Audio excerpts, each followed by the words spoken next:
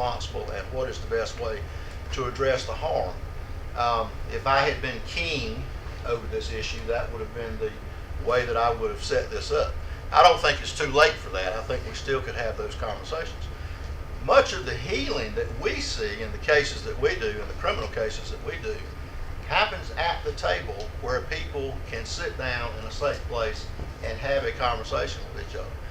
I want to suggest to you, and something for you to think about, and something maybe a little bit controversial, the people who were sterilized may not be the only victims in this case.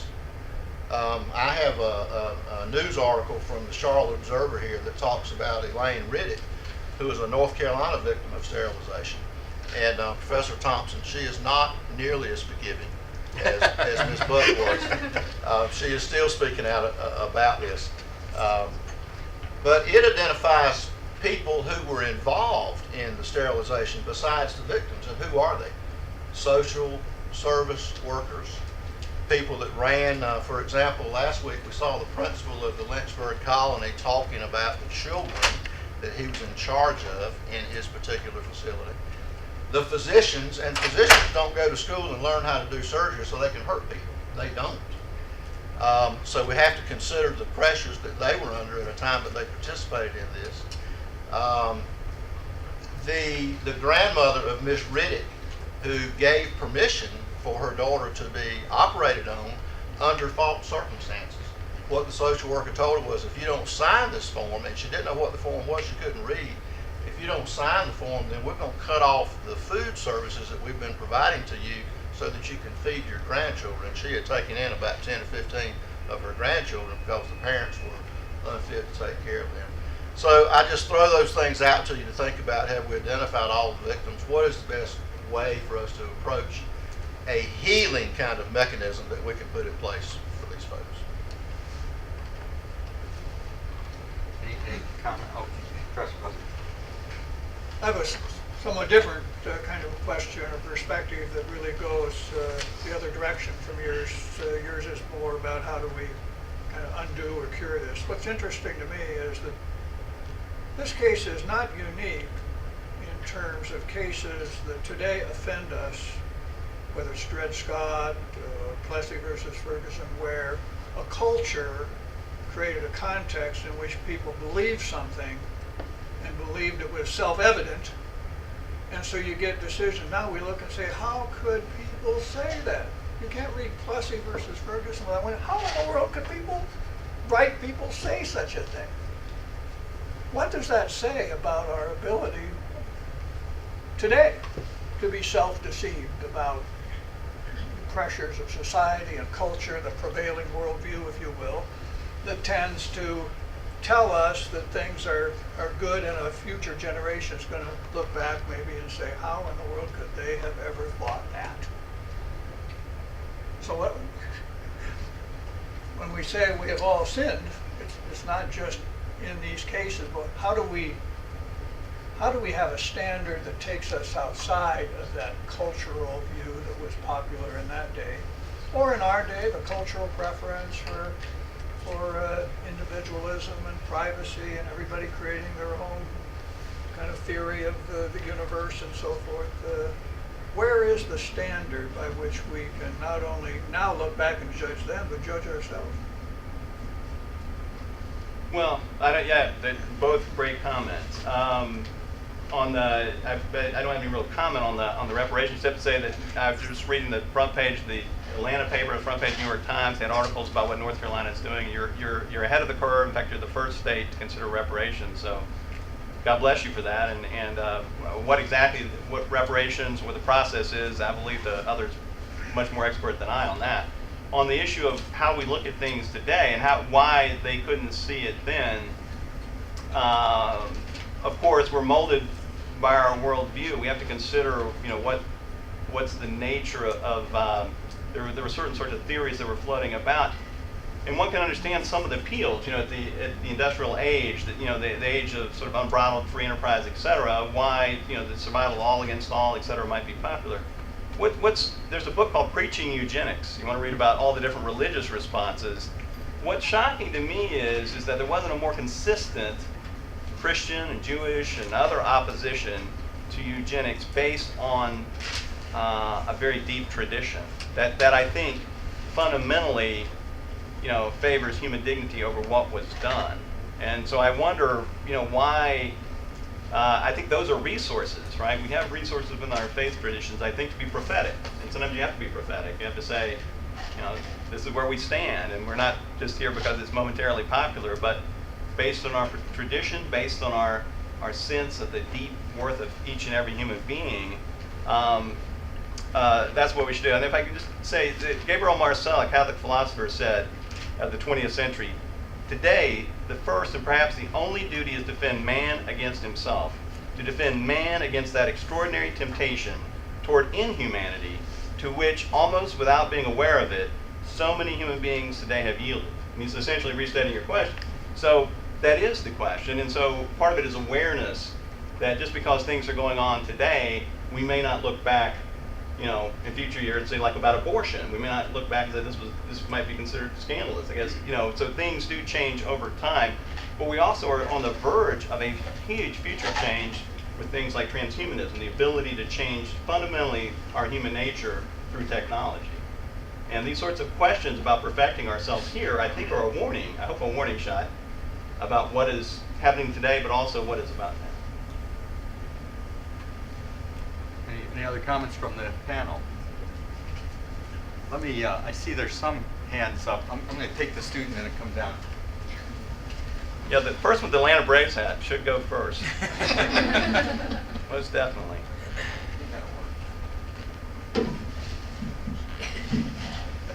I know after apartheid ended, they had what they call the Truth and Reconciliation Commission, and I think that's what you were talking about, putting the conversation front and center and just making the issue, the actual issue, as opposed to any type of reparations. Have any of the states done anything like that?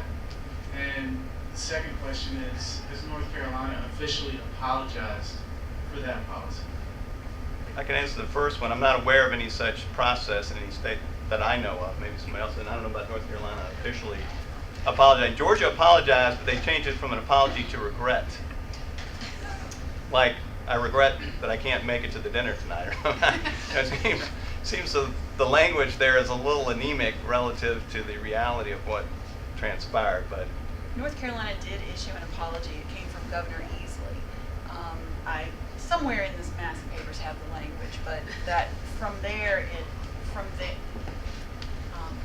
is where the commission was appointed, and they have batted around different ideas from mental health treatment and benefits through the rest of the lifetime of the living victims, in addition to opportunities for their surviving family members.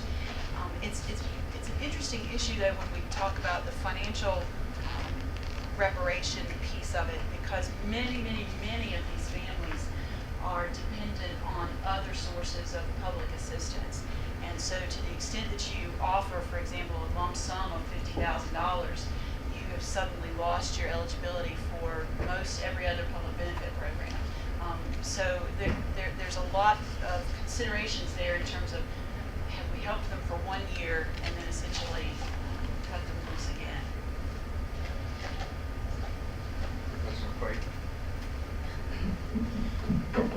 I think I can answer my own question, and that is, how many of these are reversible? And I suppose if it's done in the 20s, there's no point in reversing it now, right? Right. My grandmother remarried at 80. She wasn't part of this, but I'm just saying. But in terms of having children, I think most are well beyond that. Most of them could have been reversed. Now, I don't know about the medical reversibility of that. Well, most of Now it's would reversible, be, but as I say, if it happened in the 1920s, there's not a lot of point in reversing it now. right, exactly. I think most people are past I'd it. like to correct, is there also not the possibility that we're overreacting for cultural reasons? Professor Buzzard. Professor Buzzard, are we not also swung by our culture against this so much, maybe over so much? A lot of the people involved in science fiction, right, have scenarios about us breeding the IQ down. that those with a low IQ have 12 children, those with a high IQ have 2 children. And are the eugenics people got a concern, I mean, a legitimate concern. a legitimate concern? I'm Um, not saying the way they're doing it is legitimate, but Yeah, I'm sort of reminded, one of the former governors of Georgia, Lester Maddox, they had prison riots, and they asked him, Governor, what are you going to do about the prison riots? He said, we need a better class of prisoner. Yeah, but the problem is, I think the problem with the eugenic perspective is that there's sort of a, first of all, that there's a one-to-one correlation. Just because your parents are idiots or your parents are criminal, I certainly know lots of people who've risen way above those realities. So there's no way to detect specifically how, of course, if you have children, you know this, you start off thinking they're going to be president of the United States, and when they're about 2 or 3, you just hoping they'll survive the next day. So, you don't know how they're going to unfold. So I think that's the issue. And they're also, we're not just genetics. Obviously, we're the context of this, our schooling, our neighborhoods, our friends, our 1,000,001 other influences. The nurture that we have, not just our natures. So it's a little too complex to sort of hope that there's a genetic cure. Now, one day with biotechnology, we may be at a point where we can, genetically engineer perfect people. But what does perfection mean? Because I know with my own son, he's not very good athletically. He's good at like whitewater rafting and stuff, but he's not good, ball sports. Of course, there was part of me that would have loved to have had him, be really good at that. But he learned a lot from that, right? He had to suffer and learn from his suffering. And I would, of course, as a parent, love to have, made him perfect in every way. And of course, but I see I think trying to manage is the problem. And the woman at the ACLU at the end of the Lynchburg story, remember, she talks about the terrible messiness of life that we shouldn't eliminate. And there's a real value to some of that messiness. this business of driving the IQ down happens. I worked in Eastern Ontario where they claimed that they'd been pushing the IQ down for generations, that the dim people had lots of children and the smarter people had 2, right? Right. And they claimed that the whole life, one of the doctors said he'd quit writing prescriptions for that reason. He said half of them didn't fill it.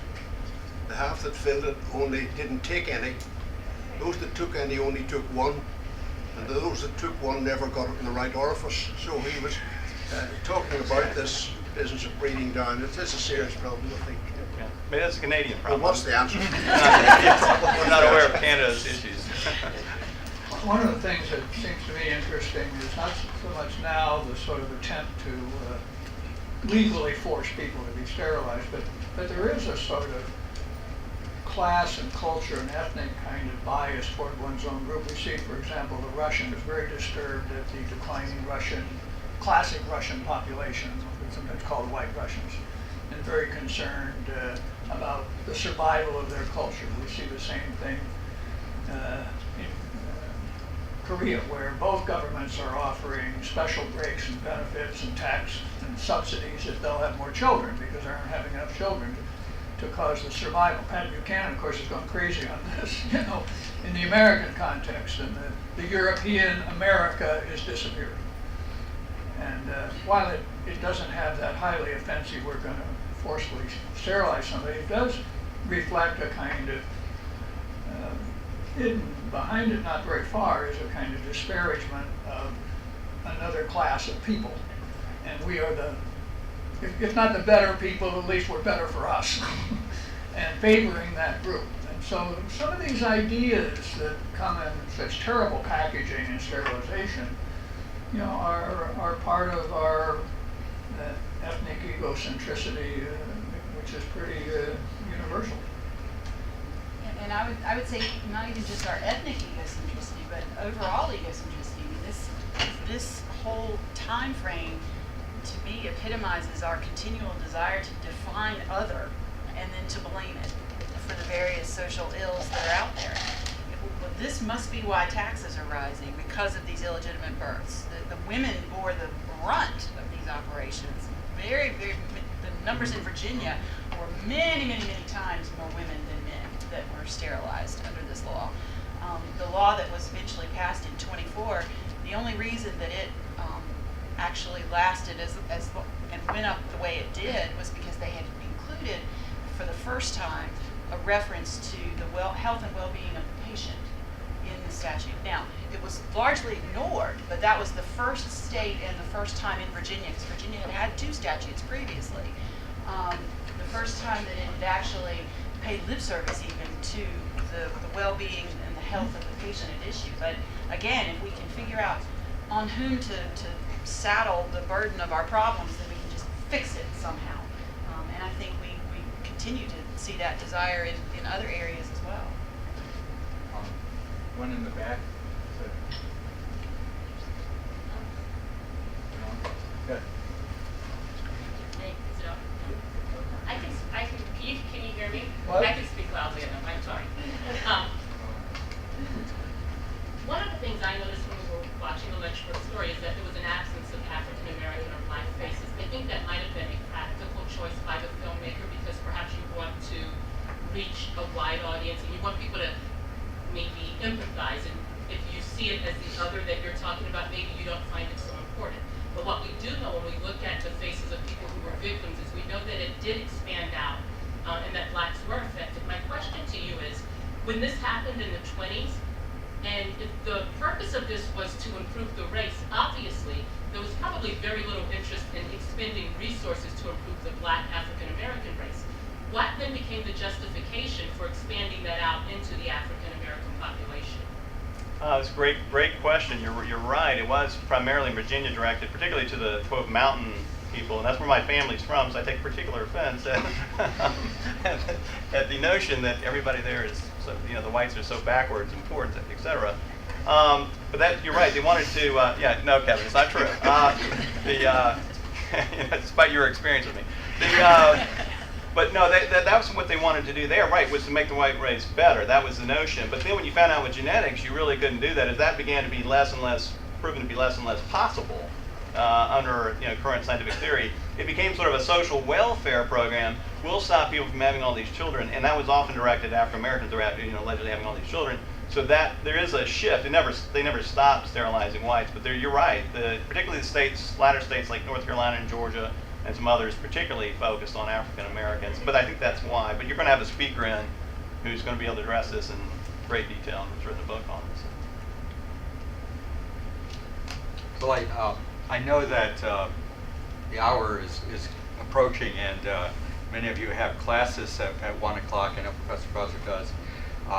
What I'd like to suggest is that we can continue, but if you need to go to class, please feel free to go, and we can continue our discussion.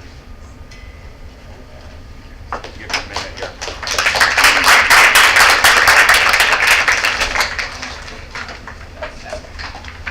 That's a great,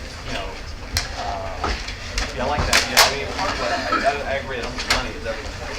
It's all how do you define that? But I think what they're also many of them emotional, and that people are aware, and feel like because many of them won't come forward. Sorry, yes, Atlanta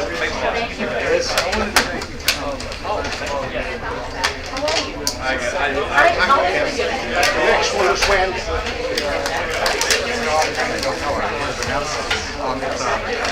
It's a couple of weeks. Well,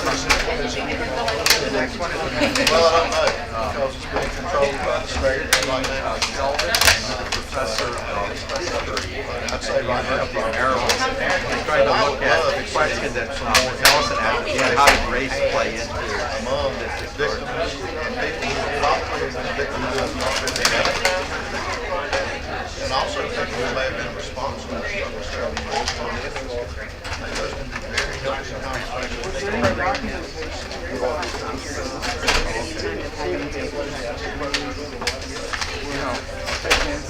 I've talked to you so many times when the table isn't packed. But we can, one of the reasons I didn't mention, but the U.S. Public Health is overwhelmingly in favor of it. From a but there was one reason, like Dr. Reviews, and what a heroic act that was. And so essentially, at that time, they refused. I don't know the details. I literally, yeah, that's what I know. But that would be an interesting research project to find out why did Montana have that situation. But one thing I told Kevin, I said, all these states have all these records. There's a research project for law school in each state to go back through these records to see what happened, what sorts of evidence was used. There are people written overarching books, but there's a million stories within each state, and to make that sort of publicly known to a research project, and that could work hand in hand with also finding people who could ask to ask for compensation or whatever else would go on. But there's Part of the problem though is that those records are all sealed. or they They're sealed. So some states have them sealed though. North Carolina's are sealed and you cannot get to them without the commission actually will verify your representation or air status to the Right. victims. Well, there's a huge privacy issue. I do understand that, but it seemed like,